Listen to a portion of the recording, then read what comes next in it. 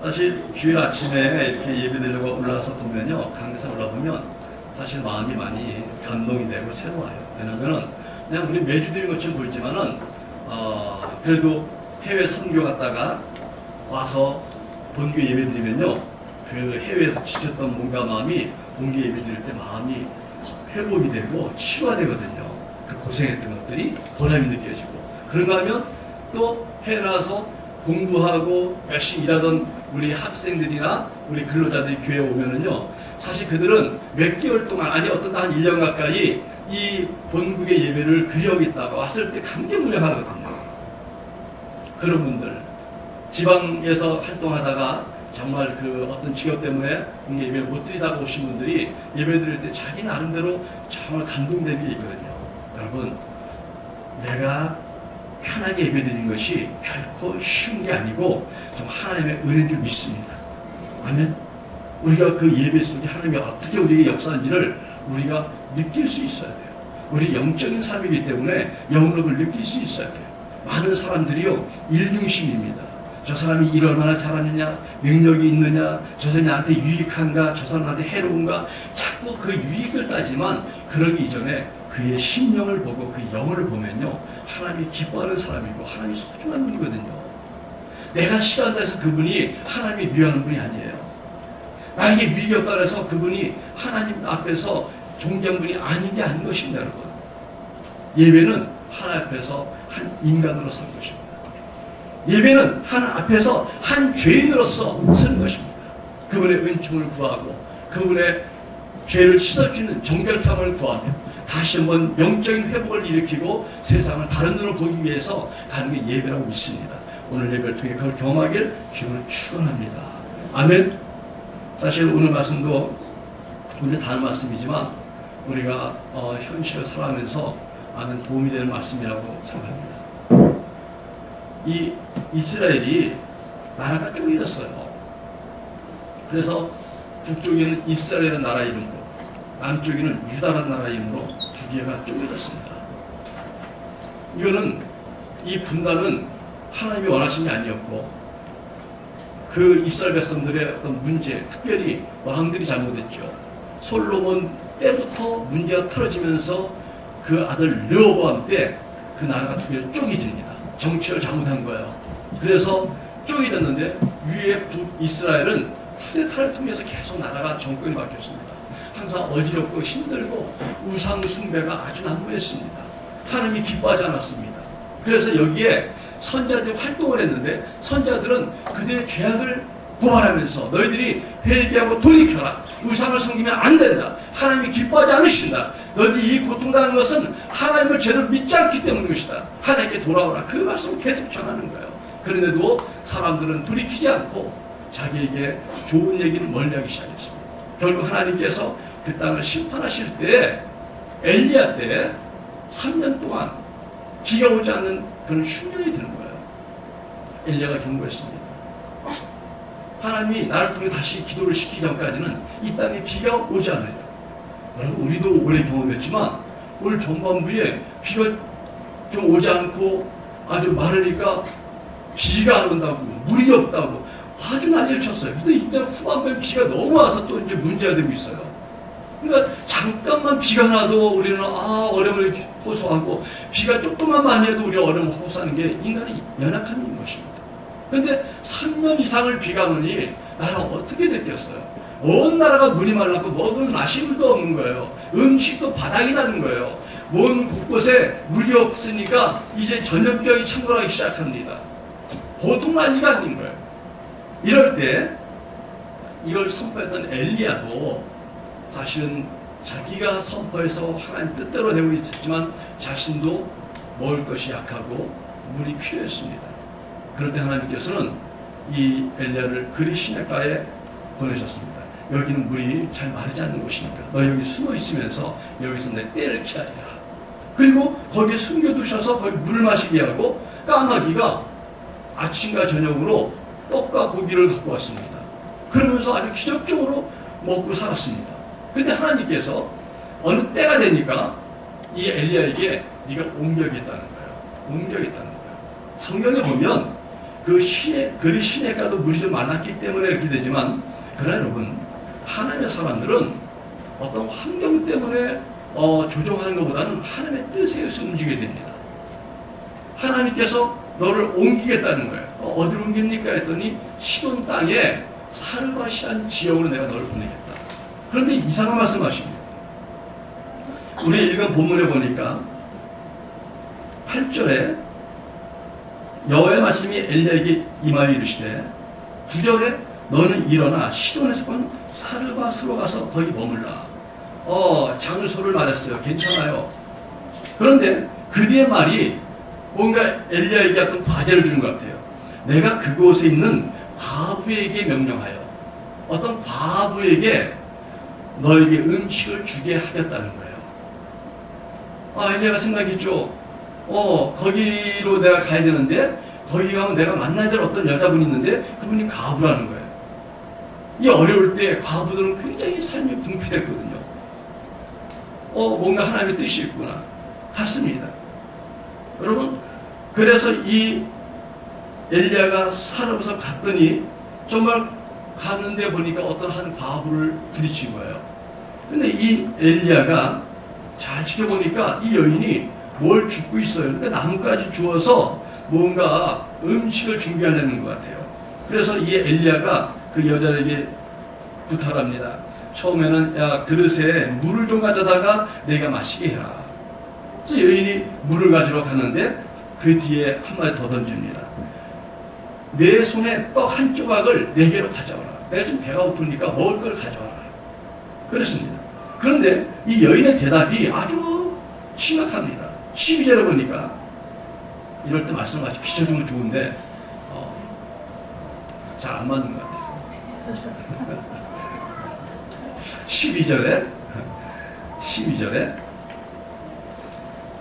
그가 이르되 당신의 하나님 여호와께 살아계심을 두고 맹세하노니. 아니 뭐 떡 안 주고 달라는데 시작부터 말이 심오해요. 하나님 여호와께 살아계심을 두고 맹세한다. 엄청난. 그러니까 이 떡 한 조각에 무슨 사연이 있길래 이렇게 엄청난 말을 시작합니까? 그러면서 나는 떡이었고 다만 통에 가루 한 움큼밖에 없는데, 그리고 병에 기름이 조금밖에 없는데, 내가 이 나뭇가지 2개를 두어다가 나와 내 아들이 이걸 음식을 만들어 먹고 그리고 이제 죽을 수밖에 없구나 하는 마지막 심령이라는 거예요. 내 맹세하지만 우리 음식은 이거밖에 없습니다. 우린 이거 먹고 죽을 각오를 하고 있습니다. 이런 음식입니다. 여러분, 우리가 다 하는 말씀이지만 성경을 좀 뭔가 의미를 많이 깨달으면 그 사람으로 들어가야 돼요. 생각해 보세요. 아니 대단한 하나님의 사람 위대한 엘리야가 어디 빼앗아 먹을 것이 없어서 과부의 그 굶주린 과부의 마지막 신앙을 빼앗아 먹겠다고 그걸 하려고 하는 게 이게 선지자입니까? 이게 선지자 할 일이 아니죠. 선지자라면 먼저 이런 불쌍한 사람이 있으면은 그래 내가 몰랐다 미안하다 죄송하다 내가 그러면 돈을 줄 테니까 어디 가서 음식을 더 사다가라도 같이 좀 푸짐하게 먹자. 내가 당신을 도와주겠다.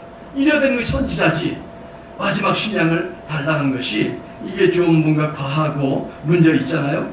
만약에 정말 이 하나님의 사람이라는 사람이 과부의 마지막 신앙을 뺏어 먹고 그 과부와 아들이 굶어 죽었다면 그 사람들이 뭐라 그러겠어요? 세상에. 여러분 입장 바꿔보세요. 제가 만약에 그런 일 했다 칩시다.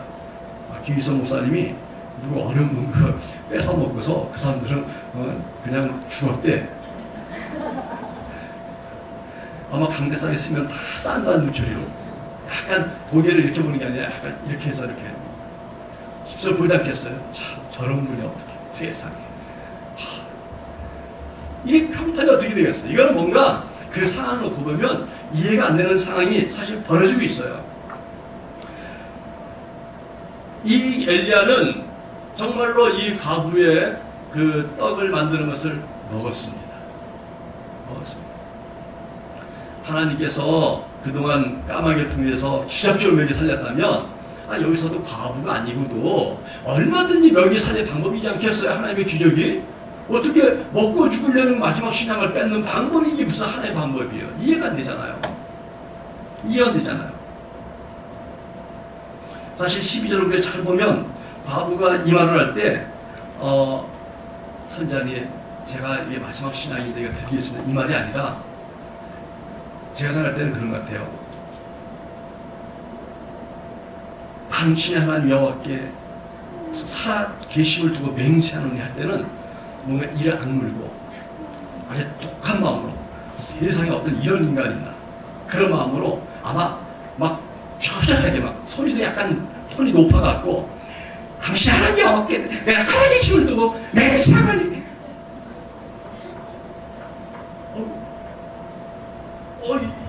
이 사람이 이럴까 할 정도로 아마 그렇게 아주 비장한 말투였을 거라고 해요. 이걸 연극시키면 이 강렬 모르는 사람들이 이렇게 말할 거예요. 목소리 멋있게 해갖고 당신의 하나님 여호와께서 살아계심을 두고 맹세하노니 이렇게 말하지 않았을 거예요. 근데 엘리야가 그 말을 듣고 물러서지 않고 13절을 보니까 엘리야가 그 얘기를 해 두려워하지 말고 가서 내 말대로 하려니와 먼저 그래서 나를 위하여 작은 떡 한 개를 먼저 가져오라는 거예요. 내가 볼 때 엘리야도 아마 성울처럼 말하지 않았을 거라 생각해. 두려워하지 말고 가서 뭐 이렇게 하지 않고 아마 확 여자가 세게 나오니까 좀 두려워하지 마! 내 말대로 하세요. 가서 먼저 한 가져오세요. 여러분 그 상황이라는 것이 처음 낯선 사람께 만나고 선절하지만 자기를 불쌍히 보고 긍휼히 보고 위로하고 그럴 거라고 기대했는데 자기의 상황을 듣고도 자기를 누르듯이 말하면서 그대로 듣기를 강요할 때 이 여자가 어떻게 이걸 판단하고 어떻게 행동해야 될까요? 여러분 우리는 세상 살아가면서 생각지 않은 일들 많이 만납니다. 근데 그 일들이 나에게 유리하고 유익하고 나에게 하나님이 정말 축복하시는 하는 것이 확 느껴지면 얼마나 좋겠어요. 근데 많은 순간 우리는 어려움을 겪습니다. 나를 위하는 것 같은, 나를 조종하는 것 같은, 나를 뭔가 이렇게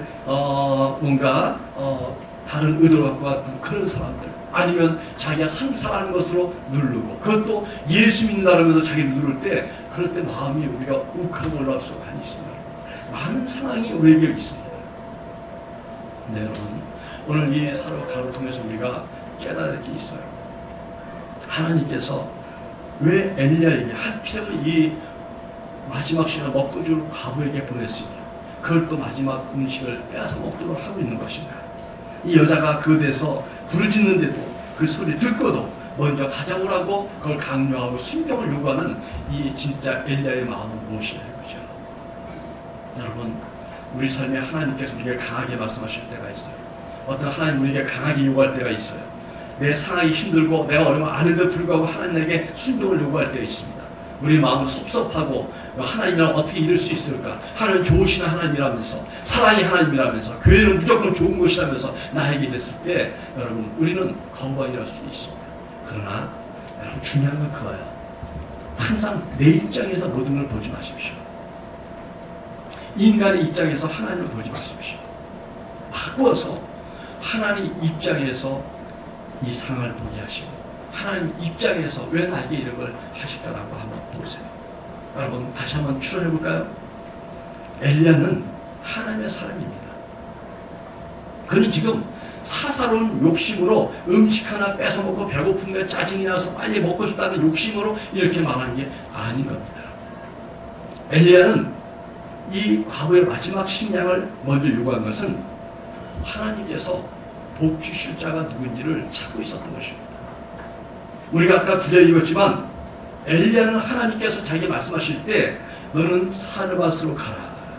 거기서 내가 너에게 먹을 양식을 공급할 수 있는 과부를 내가 준비했다는 거예요. 그 과부에게 보낸 것은 엘리야를 살리는 목적도 있지만 하나님은 그 과부에게 하실 일이 있었던 거예요. 그래서 하나님의 사람을 보내는 겁니다. 하나님의 사람의 이동은 하나님의 성령의 이동, 하나님의 어떤 역사의 이동, 하나님의 말씀이 이동하는 것은 하나님의 축복과 권능이 따르는 거거든요, 여러분. 여러분, 우리가 대통령을 보고 있습니다. 대통령이 움직임과 하나하나가 보고되고 있어요. 대통령 말하는 거 하나하나가 다 TV로 아니면 어디가 기록되고 있습니다. 대통령이 움직이는 모든 일정은 계획에 맞춰 움직이는 것이지 우연히 객기로 움직이는 게 하나도 없어요. 인간의 중요한 사람들도 자기의 모든 일거수일투족 말 언행과 자기 일정 자체가 어떤 목적을 향해 가고 있고 의도한 게 있다는 거예요. 하나님께서 사람을 움직이시고 하나님의 사람을 움직이실 때는 당신의 의도와 목적이 있는 것이지 우연한 게 없다는 거예요. 엘리야를 못 먹여서 사람 과부에게 얹혀 살게끔 하시겠습니까? 하나님께서는 과부에게 관심이 있었던 거예요. 그래서 하나님 사람을 보내기로 작정한 거예요. 근데 엘리야는 내가 살아서 어떤 과부에게로 가라는 말씀을 들었는데 그 과부가 누군지 몰라. 하나님이 그를 축복하기 원하시는데 그가 누구인지 몰라. 근데 가서 어떤 과부를 만났을 때 던져보는 거예요. 이 사람인지 이 여자인지 이 과부가 맞는 것인지 요구해보는 거예요. 믿음을 시험해보는 거예요. 물을 갖다 주세요. 어떠니 물을 갖다 주고 움직여. 오케이. 그럼 먹을 것까지 가져오세요. 그랬더니 말하는데 먹고 줄 양식이라는 거예요. 엘리야에게 감이 왔습니다. 오케이. 그거 먼저 가져오세요. 그 여인이 먹고 줄 양식이라고 자기 새끼란 그것도 그 산에서도 선의 말을 듣고 거기서 자기 마음을 누르고 순종하는 걸 봤을 때 하나님 엘리야의 마음속에 이 여자였구나. 이 여자였구나. 하나님께 나를 만나기 위한 사람이 이 여자였구나. 이 여자가 믿음의 사람이고 순종의 사람이고 이 여자가 하나님의 말씀을 순종하려고 하는 사람이구나. 왜냐하면 선자는 하나님의 사람인 걸로 인정되고 있던 시절 아닙니까?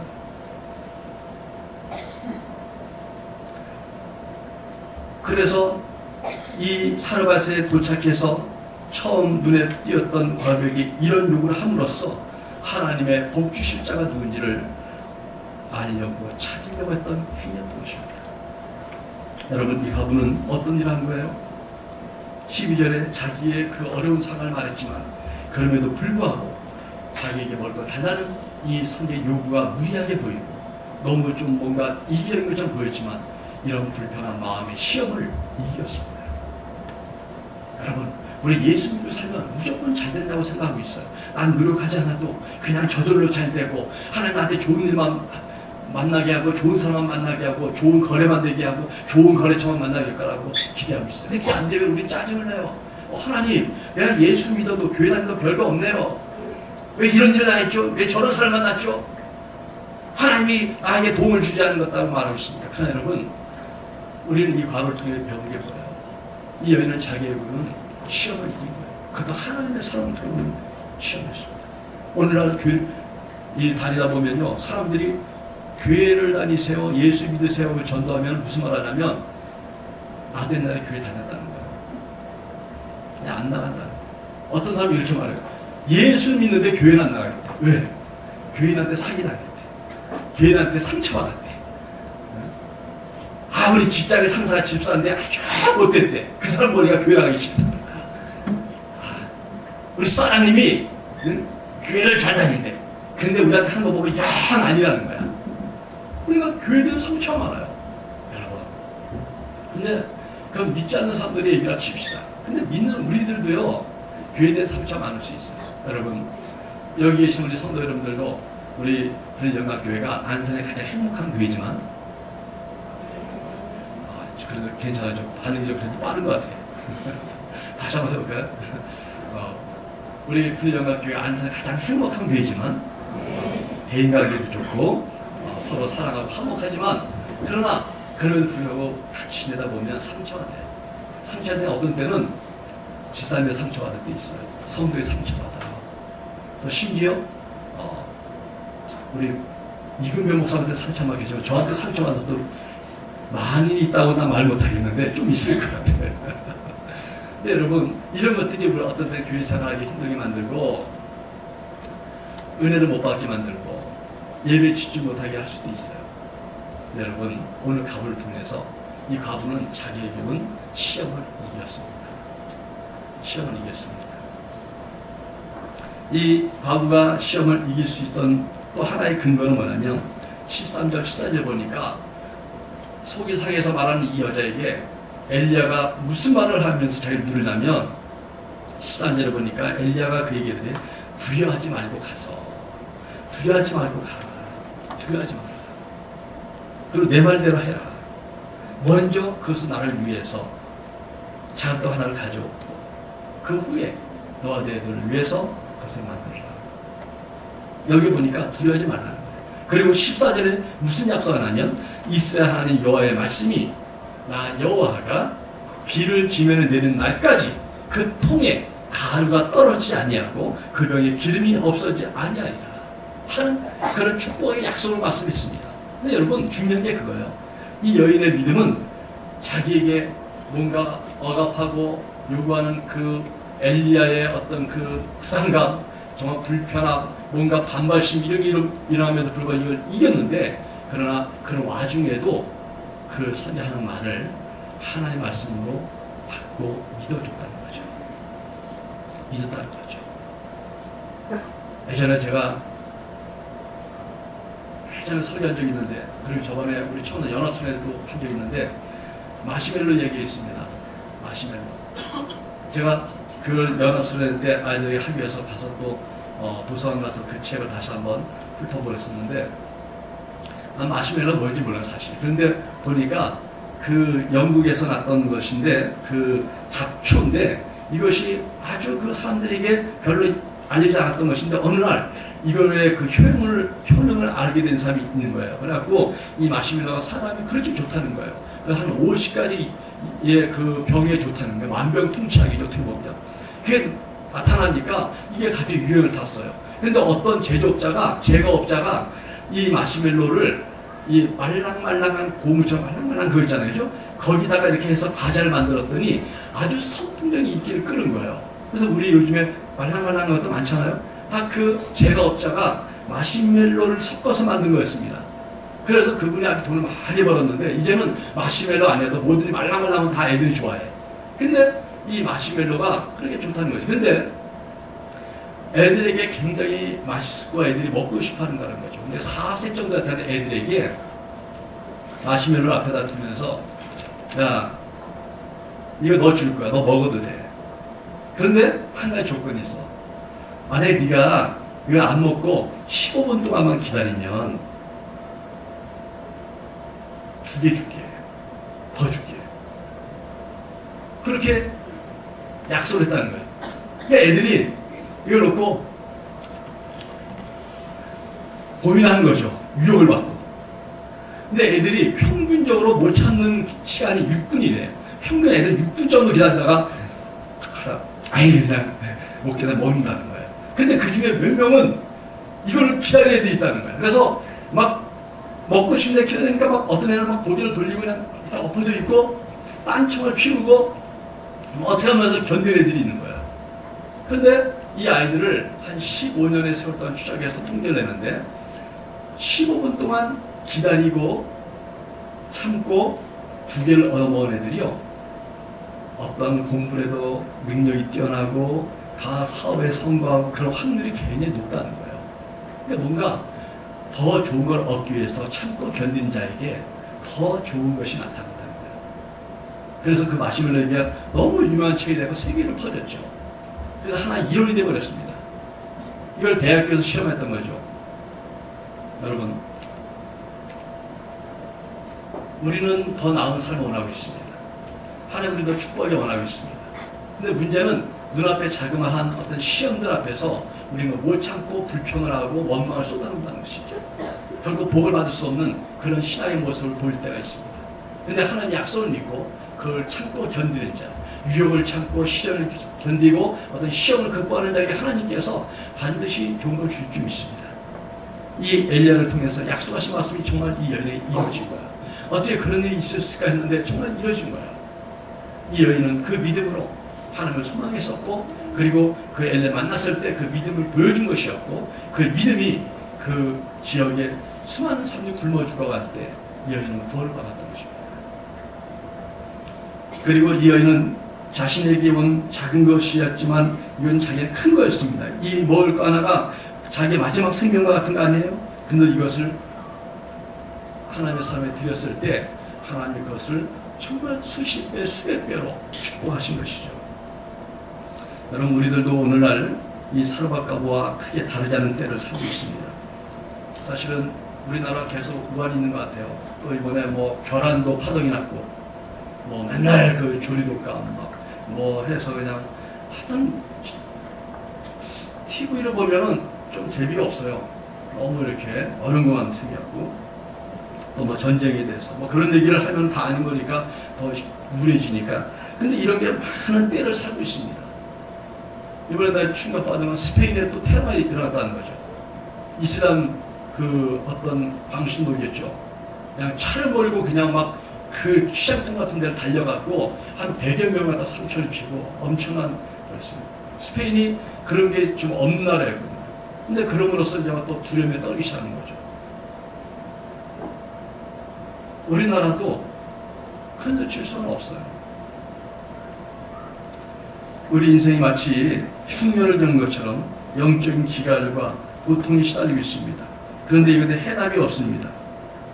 여러분, 이럴 때 우리가 해결할 수 있는 답은 무엇입니까? 오늘 여인의 어떤 사건을 통해서 우리가 어려움 속에서도 그 통에 가루가 떨어지지 않고 그 기름이 떨어지지 않는 하나님의 축복을 받는 비결은 우리가 하나님께 있다고 우리의 믿음을 가져야 됩니다. 여러분, 이 말이 굉장히 간단해 보이지만 위대한 겁니다. 지금 우리가 살고 있는 오늘날 우리 한국은 정말 단군 이래 최고의 번영과 부귀를 누리는 때입니다. 우리나라 모든 역사 속에 지금의 가장 최강국인 때가 지금인 것입니다. 그럼 이런 일이 왜 왔을까요? 우리가 예수 믿기 때문에 말하는 것일지 모르겠지만, 그러나 반드시 하나님을 믿고 예수를 영접한 나라마다 하나님께 그날을 축복함을 볼 수 있습니다. 어떤 신학자 그 말했습니다. 그날의 경제는 기독교의 부흥과 연관이 있다. 기독교가 부흥할 때는 그 나라가 경제 성장하지만 기독교가 세갈 때는 그 나라가 침체한다 했습니다. 지금 유럽이 신앙들이 거의 다 없어지고 있습니다. 유럽에 문제가 많이 생기고 있습니다. 이슬람이 거의 이제는 막 차지하는 것 때문에 테러에 시달리고 있습니다. 누가 유럽을 부러워합니까? 아직도 행복하고 여러 가지 말하고 있지만 그러나 기울어진 나라 아닙니까? 중요한 것은 인간의 행복, 편의보다는 인간의 가치 아니겠습니까? 우리가 어떤 삶을 사냐가 중요한 것이지 얼마큼 누렸냐가 중요하지 않을 수가 있습니다. 하나님께서는 흉년을 해결할 열쇠를 갖고 계시는데 오늘 우리들에게 주신 말씀은 우리 앞에 있는 크고 작은 시험들을 이기라는 겁니다. 여러분, 내 앞에 있는 시험 하나 이기면 우리는 한 단계 더 전진할 수 있습니다. 하나님께서 우리 지혜를 넓혀주십니다. 우리가 이기는 것만큼 하나님의 말씀을 믿고 참고 견디는 것만큼 하나님께 우리 지혜를 넓혀주십니다. 사랑하는 성도 여러분요, 오늘 문제 때문에 좌절하지 마세요. 오늘 여러분의 환경으로 인해서 환경에 끌려가지 마세요. 여러분이 환경에 끌려가는 것이 되는 것이 아니라 하나님 믿음으로 여러분 목표를 향해서 전진하십시오. 앞으로 가십시오. 제가 직장생활 할 때 장기를 좋아했습니다. 장기를 좋아해서 점심시간마다 우리 이제 동기들하고 이렇게 장기를 듣는데 처음에 장기를 배우니까 진짜 밤에 누우면요 장기판이 천장에 보이더군요. 외통인데 거기서 내가 왜 그랬지 막 하면서 한탄하면서 그렇지 여기 길이 있었는데 갑자기 막 뭔가 이게 막 각성이 되고 그게 더 잘 보이더라고요. 그래서 장기를 듣는데 꼭 장기 듣는 데 또 누가 있습니까? 훈수 드는 사람이 있어요. 훈수 드는 사람이. 이게 장기가 이기고 지는 것 때문에 짜증난 게 아니라 훈수 드는 사람 때문에 짜증이야. 근데 훈수 드는 사람 옆에서 뭐 잘 보이거든요. 그러니까 이렇게. 근데 내 친구 하나가 고집이 있어요. 이 친구는 이렇게 장기 드는데 옆에서 오른쪽으로 해 그러면은 꼭 왼쪽으로 합니다. 응? 왼쪽으로 해면 꼭 오른쪽으로. 그러니까 절대 훈수는 안 들어. 그러니까 훈수는 그냥 하다가 지쳐서 포기하도록. 근데 제가 놀라운 걸 봤어요. 고집스럽게 하는데 결코 장기를 못 듣는 게 아니더라고요. 옆에서 아는 것처럼 말하는 사람의 지시를 받지 않고 자기의 주관대로 했지만 거기도 답이 있더라는 거예요. 해결점이 있다는 거예요, 여러분. 우리의 문제에 대해서 많은 사람이 말합니다. 많은 사람이 코치합니다. 내 인생을 어떻게 산다 말합니다. 이 시험을 어떻게 이겨야 된다 말합니다. 그러나 여러분, 그것은 해결적이지 않습니다. 똑같은 말을 하지 않습니다. 자기 나름대로 말한 것을 듣고 우리 인생을 우리 맡길 수 없습니다. 여러분, 인생의 문제를 해결을 어디에 기준을 맞추겠습니까?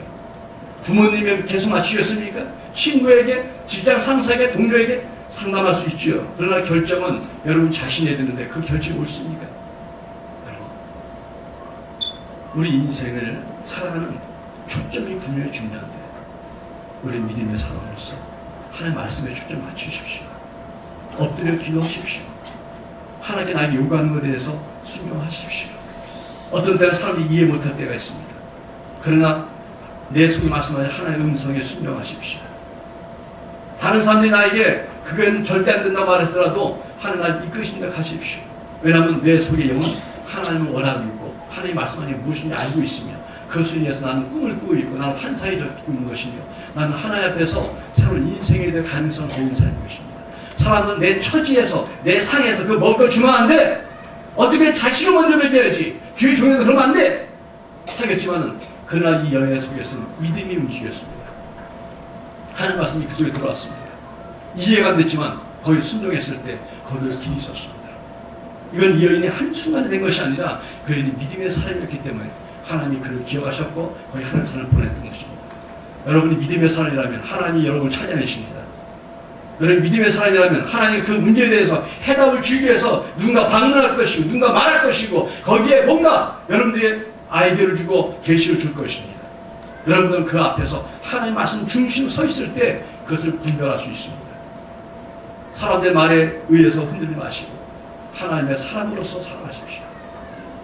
사랑하는 성도 여러분, 하나님께서는 당신이 복 주시기 위할 수 있는 어떤 근거를 찾습니다. 그건 시험을 이기는 것이고 하나님의 말씀에 순종하는 것입니다. 올 한 해 우리 교회적으로도 사실은 올 후반부는 저는 영혼 구원에 맞추려고 하는 생각도 있습니다. 우리 교회가 작년과 올해 걸쳐서 많은 세미나 하면서 교회를 많이 변화시켰습니다. 그래서 큐티도 보급하고 있고 또 중고기도 팀이 운영되고 있고 또 캠프 비전을 계속하고 있고 또 그 다음에 이제 또 교회 주보를 전도지를 만들어서 일대 뿌리기 위해서 준비하고 있습니다. 우리가 계속 캠페인을 하고 이 현수막을 바꾸면서 우리 교회가 변화됐습니다. 이 변화는 우리를 그냥 기쁘게 하는 게 아닌 것입니다. 이거는 하나님의 잃어버린 영혼을 찾기 위한 우리의 준비인 것입니다. 여러분 우리 교회가 준비되었을 때 하나님께서 영혼을 보내십니다. 올 후반부는 우리 성도 여러분 우리가 한 영혼을 구하는 데 초점 맞추기 바랍니다. 왜냐하면 하나님께서는 목사님 지금까지 시험을 이기고 내 문제를 이기자고 하는데 갑자기 왜 영혼 구원에 나옵니까? 하나님께서는 여러분의 사업보다 한 영혼에 더 맞출 때가 있습니다.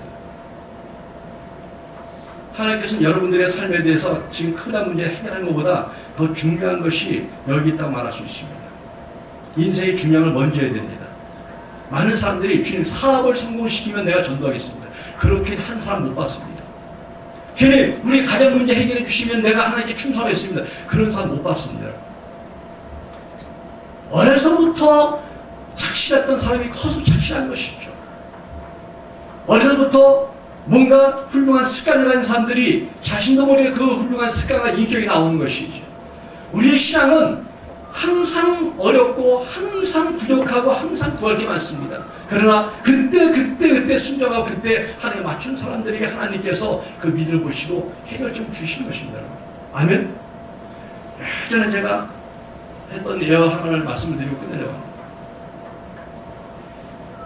가나동 시장에 어떤 여자분이 혼자 성공을 했습니다. 돈을 많이 벌었어요. 어떻게 돈을 많이 벌었나? 너무 가난했어요.